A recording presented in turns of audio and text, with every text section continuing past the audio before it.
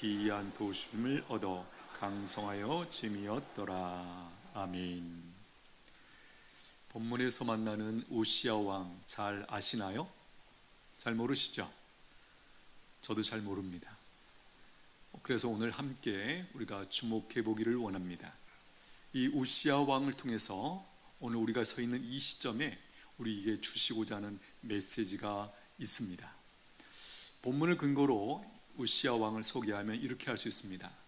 하나님의 크신 은혜와 복을 받아 승승장구한 사람이다. 오늘 본문의 표현을 또 인용하면 이렇게 할 수 있습니다. 하나님께 기이한 도우심을 얻어 승승장구한 사람이다. 바라기는 오늘 이 저녁에 이곳에 오신 모든 분들에게 이 은혜가 있게 되기를 축복합니다. 하나님의 크신 은혜와 복을 주셔서 새해에도 승승장구하는 은천의 모든 성도들 되시기를 축복합니다. 오늘 본문은 우시야가 어린 나이에 왕이 되어서 52년 동안 유다의 왕이 되어 이룬 업적과 그 원인을 우리에게 알려주고 있죠.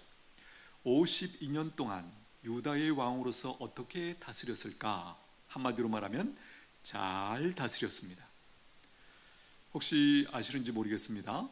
유다의 왕들 중에, 북이스라엘과 남유다 통틀어서 가장 오래 왕으로 다스렸던 왕이 누굴까?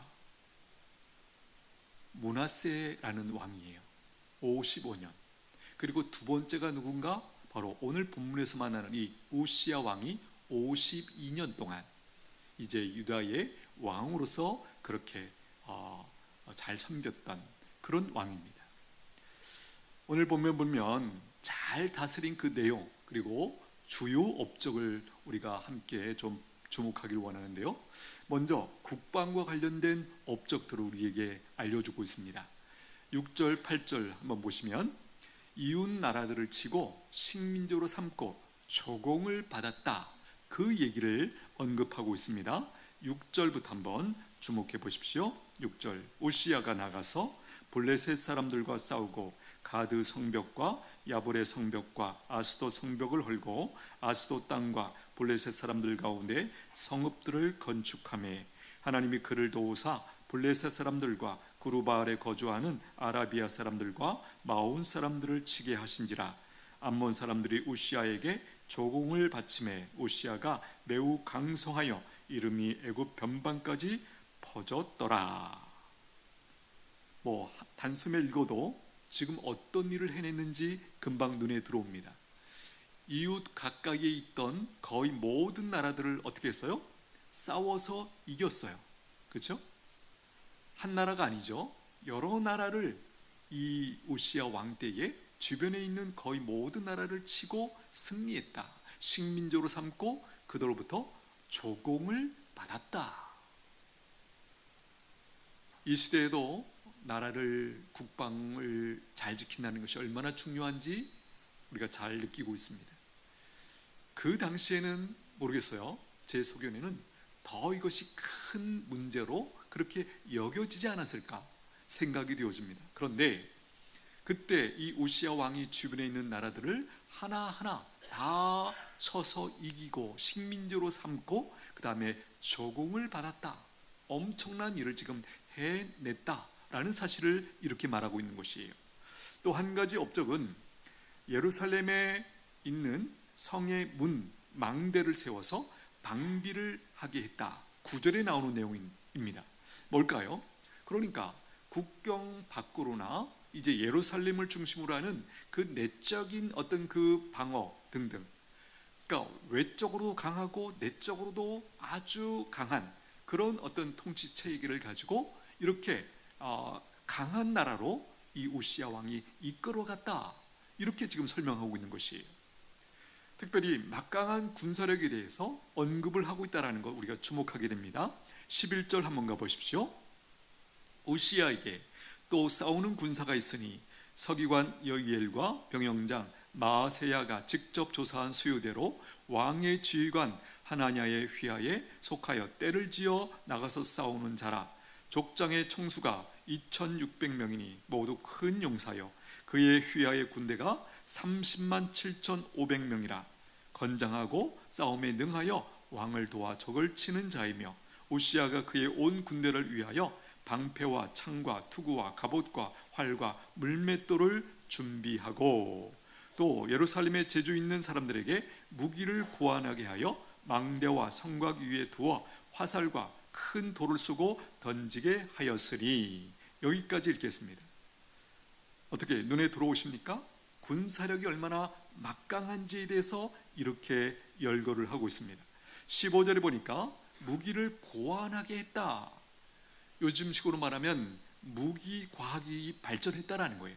이때 그동안 쓰지 않았던 어떤 무기들이 지금 개발되었다는 것을 표현하고 있습니다. 여기 특별히 보면 성곽 위에 두어 화살과 큰 돌을 쏘고 던지게 하는, 우리가 이런 것들을 언젠가 한번 역사책에서 본 그림이 있을 거예요.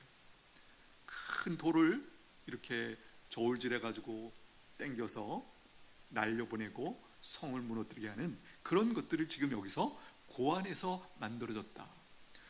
우리가 최근에 뉴스를 통해서 들었던 것, 우리나라의 이 국방력 혹은 무기를 만드는 이것이 상당하게 세계 이 역사, 요즘에 특별히 이 전쟁 와중에 주목을 많이 받고, 특별히 유럽에 있는 많은 나라들이 우리의 무기를 이제 구입하려고 하는 이런 어떤 그 움직임에 대해서 우리가 뉴스에서 보지 않았습니까? 예, 무기를 잘 만들 수 있다. 그것이 얼마나 사실은 큰 국력을 자랑하는지 우리가 얼마든지 피부적으로 느끼게 됩니다. 여기 13절에 보니까 휘하의 군대가 30만 명, 30만 7,500명, 30만 명. 지금 우리나라 군대가 얼마죠? 모르시죠? 제가 알기로는 약 50만이 더 넘는 걸, 조금 더 넘는 걸로 알고 있어요. 이 시대의 우리나라 이 수준에서 50만이 더 넘는, 좀 넘는데 그 당시에 30만 명이 이렇게 군사로 움직일 수 있었다? 상상이 되시죠? 얼마나 지금 막강한 군대가 움직이는지 잘 알고 있습니다.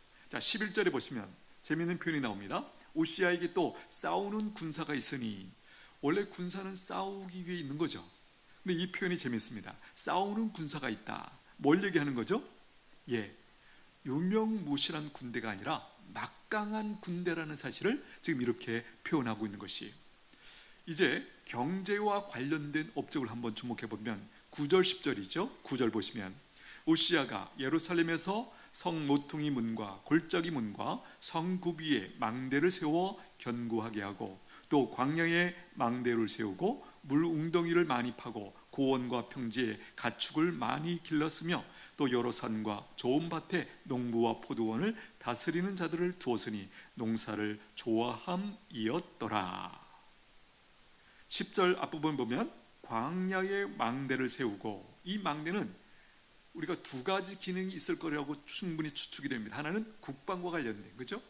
광야에, 그 광야라는 지역과 저쪽에 있는 어떤 나라와 그 국방과 관련된, 그리고 또 하나는 경제적인 측면에서 유용하게 쓰였던 망대를 세웠다라는 거예요.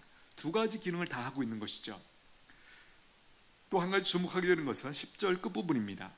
농사를 좋아함이었더라. 누가? 우시아 왕이. 특이하죠. 성경에서 언급하고 있는 왕들을 소개하면서 농사짓기를 좋아했다? 이런 표현을 언급하고 있는 왕이 제 기억에는 없어요. 이 우시아 왕이, 그렇죠?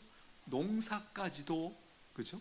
국방을 외적으로 안으로 강력하게 할 뿐만 아니라 또 경제를 살리는 데서도 탁월한 그런 왕이었다라는 거예요. 우시아 왕이 어떻게 이렇게 잘 나라를 부강하게 만들 수 있었을까?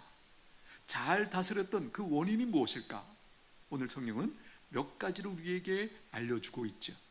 먼저는 어머니가 예루살렘 사람이었다라는 부분을 주목하셔야 돼요. 3절 중간에 보시면 그의 어머니의 이름은 여골리아요 예루살렘 사람이더라. 왜 예루살렘이라는 사람을 특별히 여기 언급하고 있을까? 이유가 뭘까요?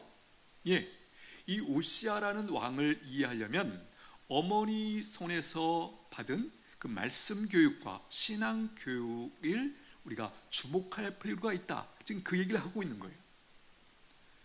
우리가 지난주에도 그 사무엘을 우리가 어떻게 사무엘이 될 수 있었는가를 주목하면서 거기에서도 한나라고 하는 어머니가 젖대기까지 하나님 앞에 성전에 들어기까지, 그러니까 4살 정도까지 그 엄마 손에서 신앙 교육과 말씀을 공급받는 그 장면을 우리가 주목하지 않았습니까?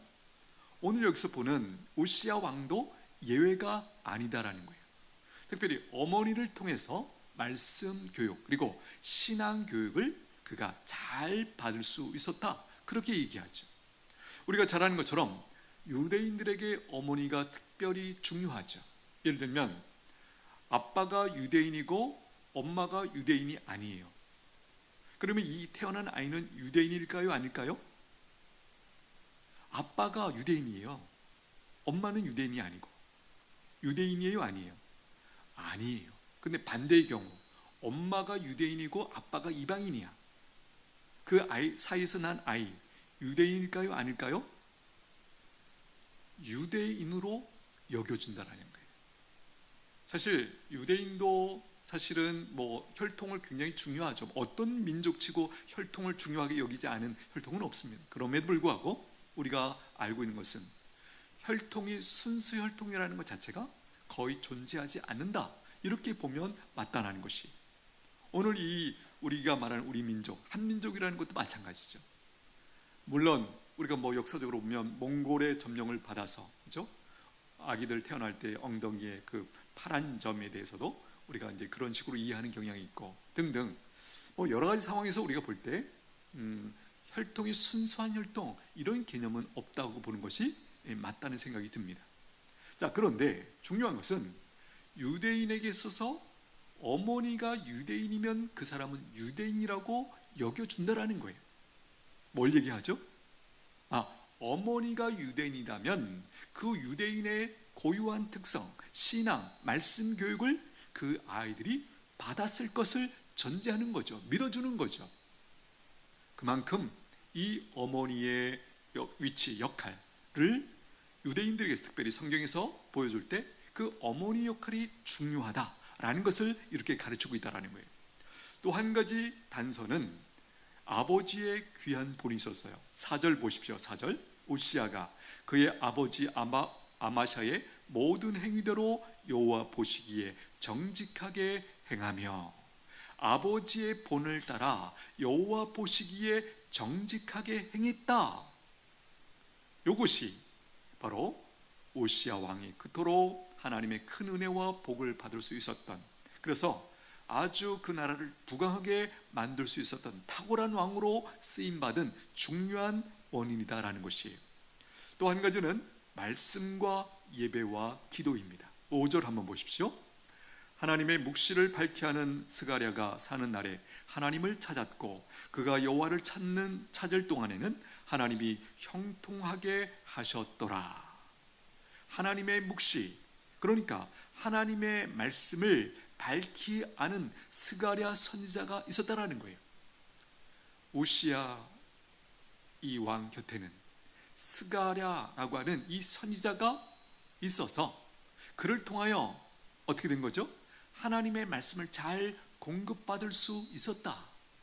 그 말씀을 잘 공급받을 수 있었기에 그가 스가랴가 사는 날에 오시아가 하나님을 찾았고, 그가 하나님을 찾을 동안에는 하나님이 형통하게 하셨더라.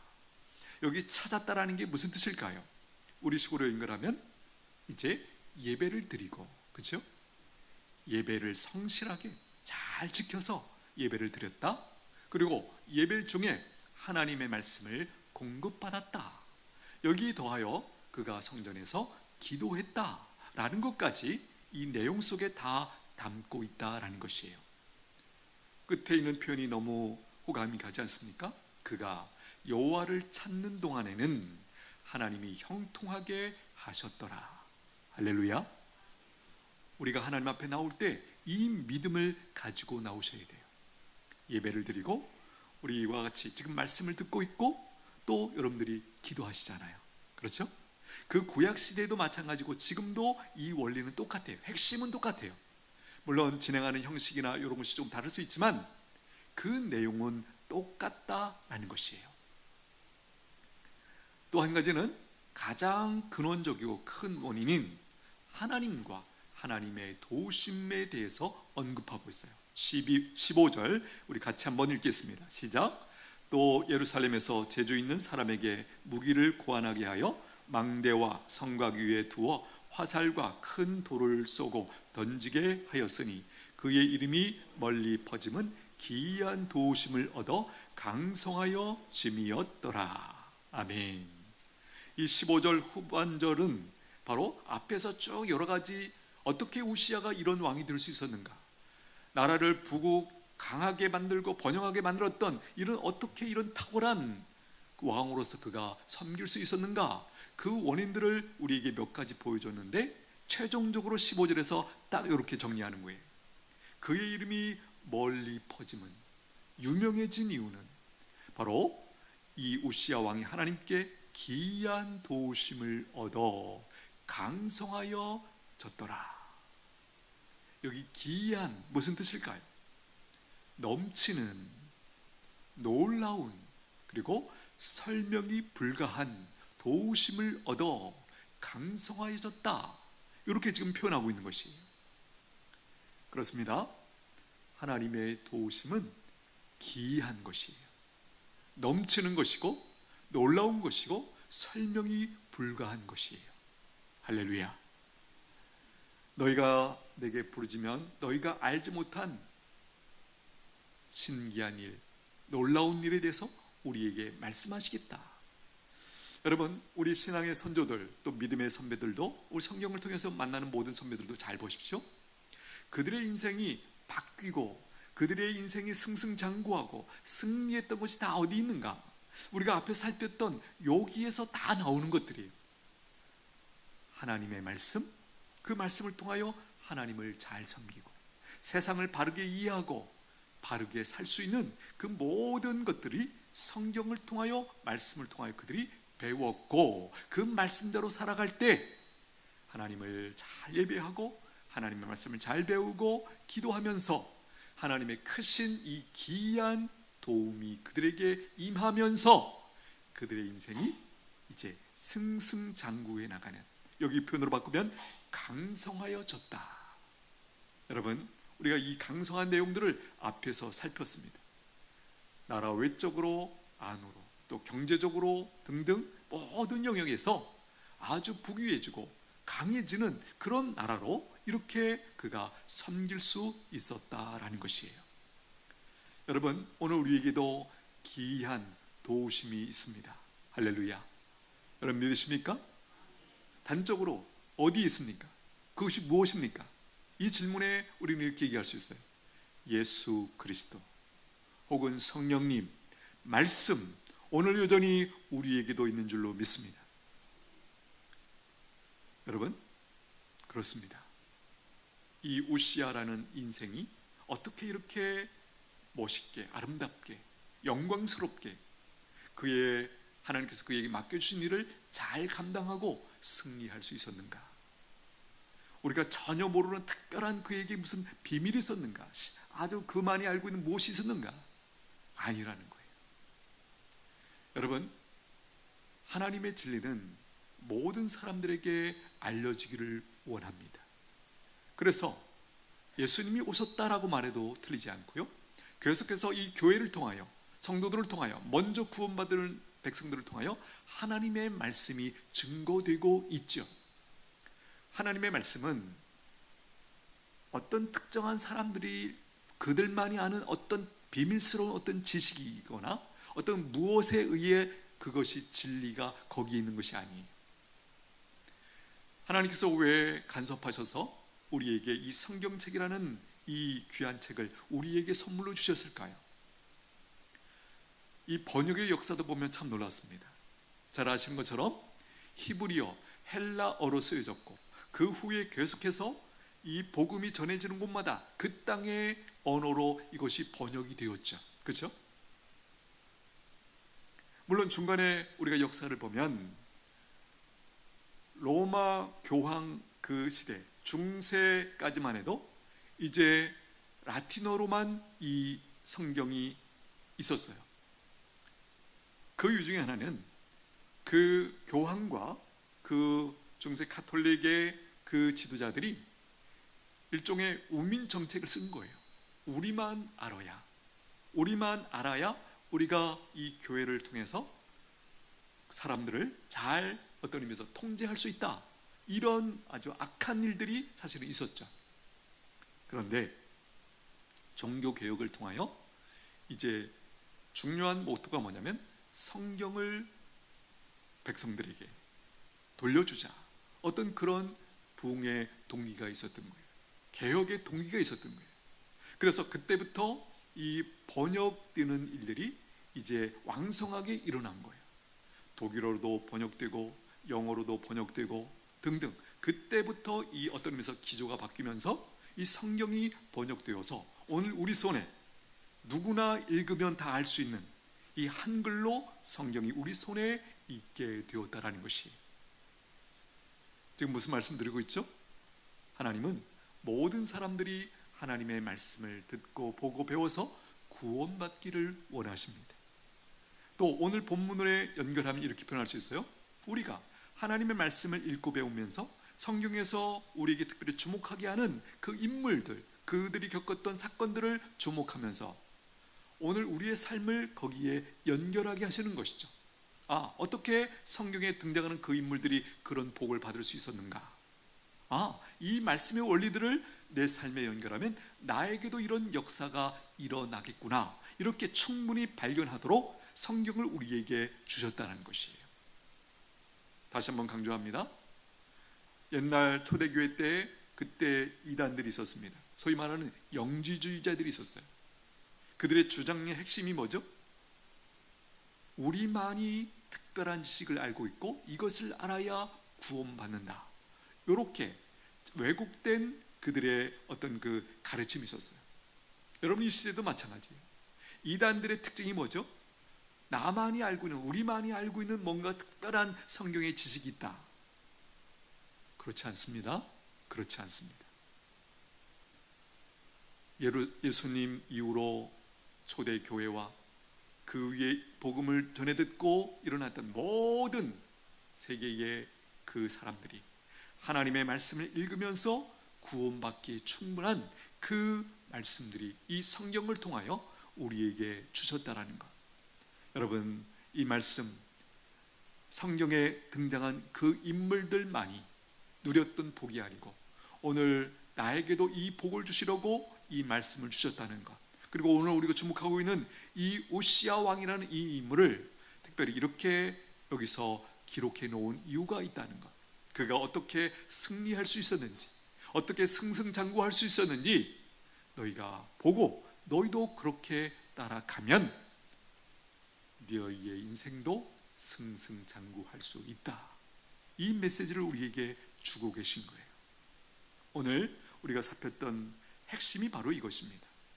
오늘 우리에게 어머니의 역할이 있고 아버지의 역할이 있습니다. 우리에게 상당한 우리 자녀들을 축복하는 방법이 우리에게 이미 주어졌다는 것이고, 핵심은 무엇입니까? 하나님의 말씀을 배우고 말씀대로 순종할 때 하나님이 형통하게 하셨더라. 또 한 가지 측면을 우리에게 강조하고 계시죠? 기이한 도우심을 얻어 하나님께서 그의 사랑하는 백성들에게 이 기이한 도우심을 주시기를 원하신다. 오늘 본문을 통해 우리에게 말씀하고 있는 거예요. 저는 이런 생각을 합니다. 오시아 왕이 이 시점까지 살고 하나님의 부르심을 받았으면 얼마나 좋았을까.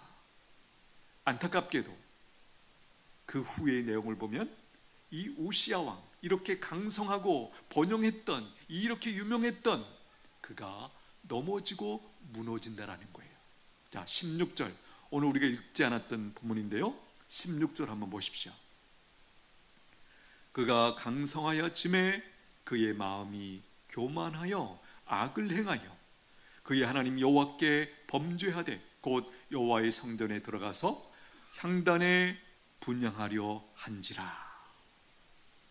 그가 강성하여짐에 방금 전까지 참 승승장구하고 그렇게 잘 나갔던 이 왕이 이제 꺾이기 시작한다라는 거예요.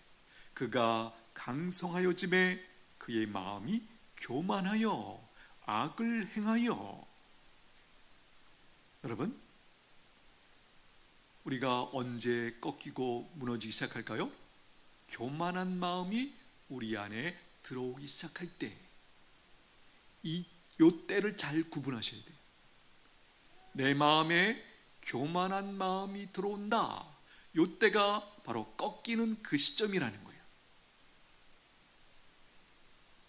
여러분, 교만한 마음의 핵심이 뭐죠? 하나님의 말씀을 무시하기 시작한다는 거예요. 그리고 자기에 대한 확신이 지나치게 커지는 거죠. 하나님 도움 없이도 내 인생 내가 잘 살 수 있어. 지금까지 이 화려한 걸 봐. 이게 다 나의 실력이고 노력이야. 이렇게 착각하기 시작한다는 거예요. 이 교만이라는 마음이 우리 안에 들어왔을 때 우리를 어떻게 파괴하는지를 여기서 우리가 주목해 보라는 거예요. 그렇게 하나님 앞에 예배하고 하나님 앞에 그렇게 신실하게 반응했던 이 우시아가 언제부터 꺾이기 시작했는가? 그의 마음이 교만하여지면서부터. 교만하면 반드시 어디로 갑니까? 악을 행하는 쪽으로 가게 되어 있다는 거예요. 어떤 악을 행합니까? 성전에 들어가서 향단에 분향하려고 했다라는 거예요. 제사는 누구만 드려요? 제사장만이, 하나님께서 구별한 제사장들, 레위인들만이 드리는 건데, 이 왕이 내가 못할 일이 어디 있어? 이게 교만이죠. 자기가 하나님 앞에 제사 드리는 일을 행하려고 이렇게 하고 있다는 거예요. 또 한 가지 우리가 기억해야 될 것은요, 교만한 사람이 따로 있나요? 아닙니다. 우리가 누구나 예외 없어요. 조금만 방심하면 누구나 교만해진다라는 것이에요. 말씀드린 것처럼 교만하면 하나님과 하나님의 말씀이 안 들려요. 자기 생각이 크게 다가오죠. 그리고 자기 하고 싶은 대로 행합니다. 결국 어떻게 되는가? 그렇죠? 오시아가 교만해져서 잘못 나갈 때, 사실은 오늘 본문을 잘 보시면 기회를 한 번 더 주세요. 자, 17절, 18절 한번 보십시오. 17절, 18절. 제사장 아사랴가 여호와의 용맹한 제사장 80명을 데리고 그의 뒤를 따라 들어가서 오시아 왕 곁에 서서 그에게 이르되, 오시아여, 여호와께 분향하는 일은 왕이 할 바가 아니요 오직 분향하기 위하여 구별함을 받은 아론의 자손 제사장들이 할 바니 성소에서 나가소서. 왕이 범죄하였으니 하나님 여호와께서 영광을 얻지 못하리이다. 오시아가 손으로 향로를 잡고 분향하려 하다가 화를 내니 그가 제사장에게 화를 낼 때에 여호와의 전 안 향단 곁 제사장들 앞에서 그의 이마에 나병이 생긴지라. 여러분, 이 제사장을 통해서 왕이여, 지금 당신 뭐 하고 있습니까? 그거는 하나님이 허락하신 제사장들만이 하는 일인데 당신 그거 하는 것 아닙니다. 이렇게 분명히 얘기를 해줬다라는 거예요. 그러나 오시아 왕은 이 기회를 잃어버렸습니다. 도리어 오시아 왕은 이 제사장에게 뭐 했어요? 화를 냈다. 여러분, 지금 이 오시아 왕의 태도는 단순히 제사장에게 화를 낸 것이 아니고 사실은 하나님께 화를 낸 것이에요. 어떻게 할 수 있느냐? 이렇게 화를 내자 하나님께서 직접 반응하시죠. 개입하십니다. 그게 19절이에요. 중간에 보시면 그가 제사장에게 화를 낼 때에 여호와의 전안 향단 곁 제사장 앞에서 그의 이마에 나병이 생긴지라. 이게 뭐죠? 하나님의 징계가 임하고 있는 바로 이 장면이죠. 여기 잘 보십시오. 화를 냈다. 우리가 신앙생활을 하면서 특별히 화를 낼 때 조심하셔야 돼요. 왜 그렇습니까? 화를 낸다는 이게 무슨 얘기죠? 내 마음 가운데 교만이 지금 들어왔다는 뜻이에요. 나는 옳고 상대방이 틀렸다, 이렇게 생각할 때 우리에게서 화가 나죠. 화를 내게 되어 있죠. 이 부분 우리가 주목해 보셔야 돼요. 그렇습니다. 우리가 다른 사람들을 판단하고 하는 것들은 매우 조심해야 돼요. 특별히 이 화를 낸다는 것에 대해서 우리가 오늘 이 본문에서 주목해 봐야 됩니다. 그것은 교만해졌다는 뜻이고 하나님을 무시한다는 뜻이고, 그래서 그렇게 화를 내면서 이렇게 반응하고 있는 이 오시아 왕을 우리가 주목해야 된다는 거예요. 20절 보십시오. 대제사장 아사랴와 모든 제사장이 왕이 이마에 나병이 생겼음을 보고 성전에서 급히 쫓아내고 여호와께서 치심으로 왕이 속히 나가니라. 왕도 하나님께서 손을 대시자 금방 알아차렸던 것 같아요. 이게 뭔가 잘못됐구나, 이 두려움이 엄습하면서 자기가 이제 나가는 그 상황이 벌어졌다는 거예요. 21절 보십시오. 우시야 왕이 죽는 날까지 나병 환자가 되었고 나병 환자가 되매 여호와의 전에서 끊어져 별궁에 살았으므로 그의 아들 요담이 왕궁을 관리하며 백성을 다스렸더라. 여러분 보십니까? 번영과 강성함에서 나온 그 교만이 이 위대한 왕을 이렇게 비참하게 만들어 버렸다라는 것이에요. 오시야 왕이 교만해져서 넘어지지 않으려면 어떻게 했어야 했던 것일까요? 오늘 우리가 교만해서 넘어지지 않기 위해서 어떻게 해야 하는 것일까요? 저는 오늘 말씀에 근거해서 두 가지로 정리가 됩니다. 첫째는 하나님의 은혜로 어떤 업적을 이루었을 때 하나님께 감사드리는 것을 바르게 충분히 끝까지 했어야 했다는 것이에요.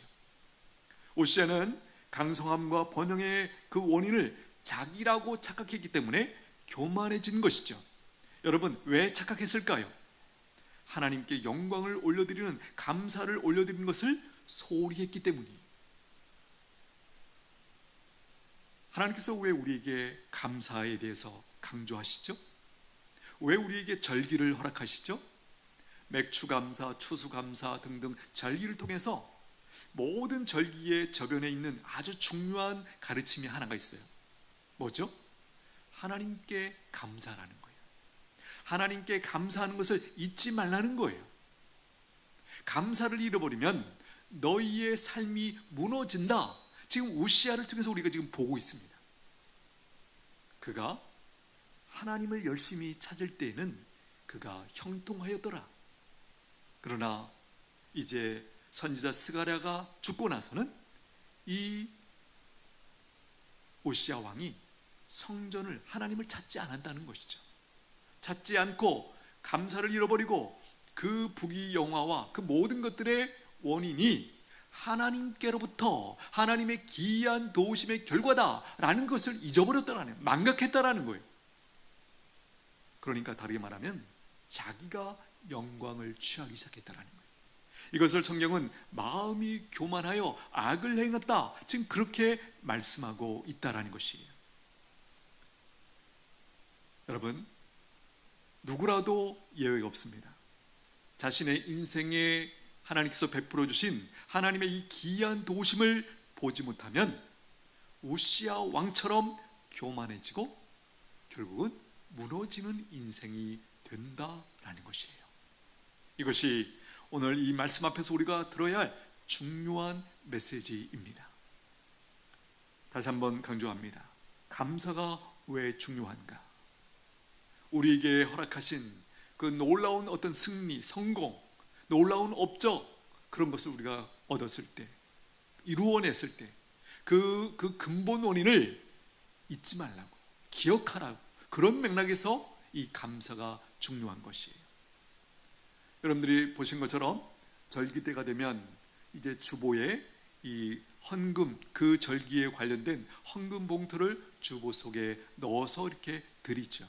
지난 주일에도 성구 영신 예배 때 이제 드릴 수 있도록 봉투를, 헌금 봉투를 끼워서 이제 주보를 드렸습니다. 여러분, 왜 이렇게 하는 것일까요? 교회가 하나님의 헌금을 많이 드리라고 뭔가 이렇게 안내하기 위해서 그렇게 하는 것일까요? 여러분들 잘 이해하셔야 돼요. 감사의 훈련을 시켜서 하나님의 은혜를 기억하게 하기 위해서, 나의 성공과 업적과 원인이, 그 원인이 누구에게 있는지 기억하고 하나님께 감사하게 하려고, 교만해지는 것을 막고 은혜의 자리, 복된 자리에 머물게 하기 위하여 이 감사의 훈련을 시키고 있는 것이에요. 여러분, 하나님은 성경을 보면 범사에 감사하라 이렇게 말씀하시죠. 그것이 훈련을 잘 받아왔던 믿음의 사람들이 누리게 되는 그 정점이 바로 저는 거기 있다고 생각해요. 너희가 지금 하나씩 감사하는 거 배워가고 있지? 결국 너희들이 이 훈련을 잘 받았을 때 어떤 사람이 되는가? 범사에 감사하는 인생이 된다라는 거예요.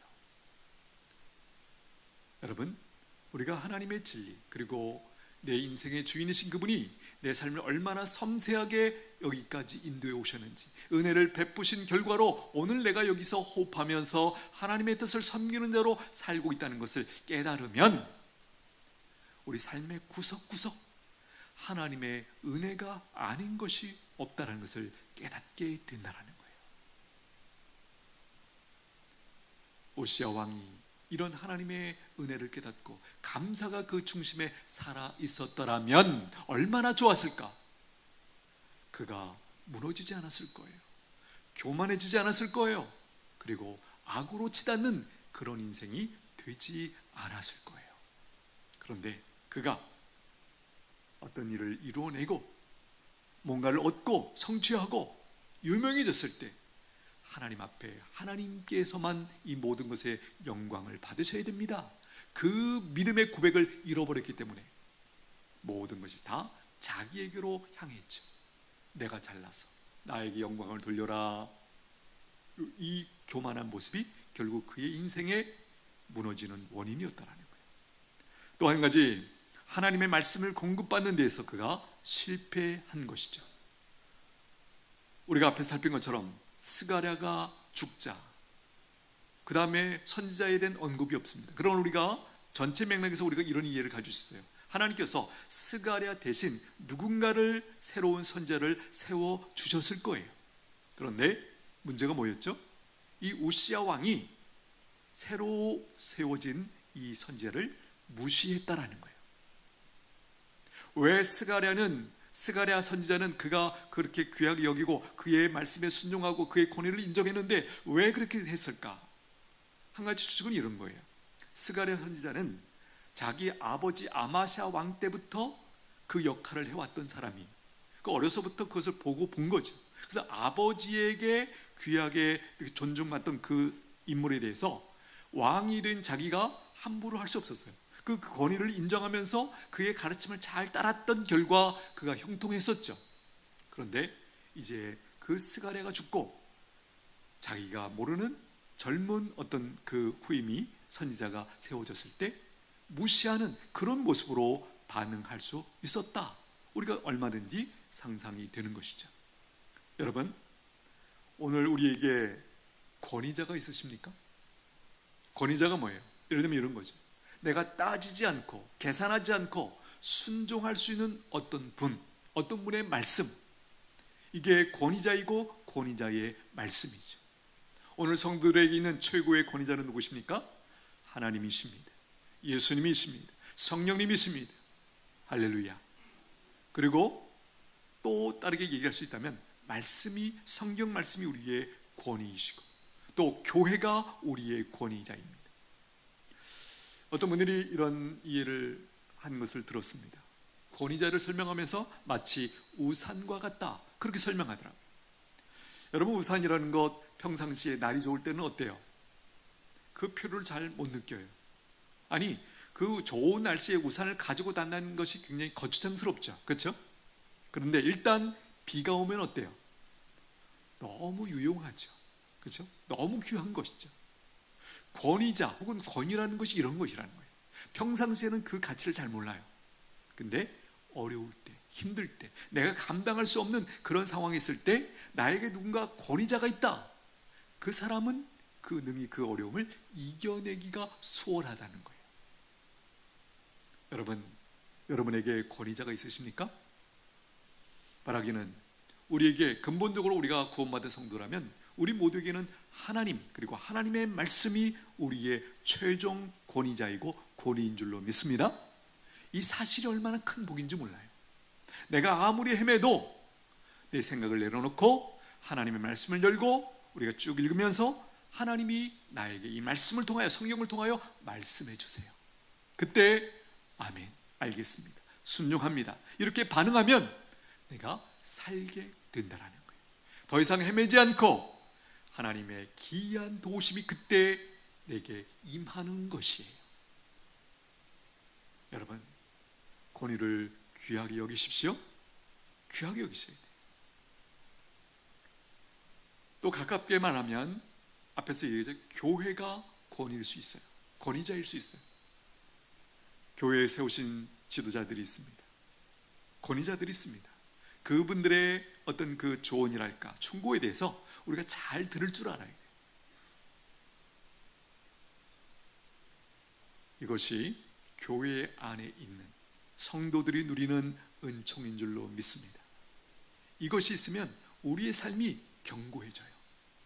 근데 권위자가 없다, 내가 계산하지 않고 따지지 않고 무조건 순종할 수 있는 그 권위자가 없다, 이건 그야말로 매우 위험한 인생이다라는 것이에요. 말씀을 정리합니다. 오시아 왕이 승승장구했던 비결 잊지 마십시오. 그리고 동시에 그가 말년에 이렇게 무너져 내렸던 그 원인도 잊지 마십시오. 우리가 이 원리들을 잘 이해하고 하나님께서 허락하신 이 25년도를 출발할 때 우리가 승리하게 될 줄로 믿습니다. 이거 붙들라고 오늘 우리가 주목한 것이에요. 오시아라는 이름은 여호와는 나의 힘이다 라는 뜻이 있어요. 말 그 자체의 의미가, 이 이름의 의미가 여호와는 나의 힘이다. 이 이름을 지어준 부모님의 그 뜻을 여기 너무나 잘 담겨 있죠. 네가 여호와를 힘입고 승리하는 인생이 되기를 원한다, 그런 의미를 담아서 이 우시아라고 하는 이름을 지어준 거예요. 근데 그가 결론적으로 보면 그 이름을 망각했죠. 정체성을 잃어버리고 산 거예요. 하나님의 백성이라고 하는, 성도라고 하는 이 정체성을 잃어버리고 자기 생각을 따라 갔기 때문에 결국 그 위대한 업적을, 영광스러운 그 유명한 그가 무너져 내리고 결국은 이렇게 평생을 나병환자로, 그리고 선조의 왕의 묘실로 들어가지도 못했어요. 원래 왕들이 죽으면 선대의 왕들이 죽었던 묘실로 들어간다, 이런 편의 성경을 하는데 안타깝게도 이 우시아 왕은 들어가지 못했어요. 그만큼 비참한 인생을 살고 말았다는 것이에요. 오늘 우시아는 자신의 인생의 흥망성쇠를 통해서 우리에게 호소하고 있는 것이에요. 나처럼 교만하면 안 된다고, 끝까지 말씀과 기도에 깨어 있으라고, 말씀과 기도를 붙들면 너희들의 인생이 안전하고 너희들이 하나님을 찾을 때 형통할 것이다. 하나님의 기이한 도우심이 너희를 붙들 것이다. 이 믿음 붙들고 전진하라. 오늘 우리가 이 메시지 듣게 되기를 축복합니다. 같이 한번 기도하겠습니다. 이렇게 기도하면 좋겠습니다. 하나님 아버지, 그동안 하나님의 말씀과 예배와 기도에 소홀히 해왔던 것 용서하여 주옵소서. 새해에는 이 중요한 것 우리가 소홀히 하지 않고 우선순위를 두고 성실하게 하나님을 찾는 저희들 모두가 되게 하여 주시옵소서. 우시아처럼 교만하여 무너지는 인생 되지 않도록 주님 저희를 붙잡아 주옵소서. 깨어있게 하여 주옵소서. 우리 잠시 한번 같이 기도합니다. 하나님 아버지, 오늘 우시아 왕을 통하여 24년에서 25년도를 넘어가는 이 시점에 있는 저희들이 하나님의 뜻을 붙듭니다. 이곳에 믿음으로 올라온 백성들 한 사람 한 사람 붙잡아 주시고 저들의 심령 깊은 곳에 어떻게 인생이 승리할 수 있는지 이 중요한 원리 깨닫고 믿음으로 붙드는 저희들 모두가 되도록 은총을 베풀어 주시옵소서. 하나님 아버지, 그동안 하나님의 말씀, 예배, 기도에 소홀히 왔던 것들 용서하여 주옵소서. 새해에는 무엇보다 이것에 집중하게 하시고 하나님을 찾는 동안에 그가 형통하였더라 이 놀라운 은총 받아 누리는 은총의 모든 성도들 되게 하여 주시옵소서. 예수님의 이름으로 기도하옵나이다. 아멘.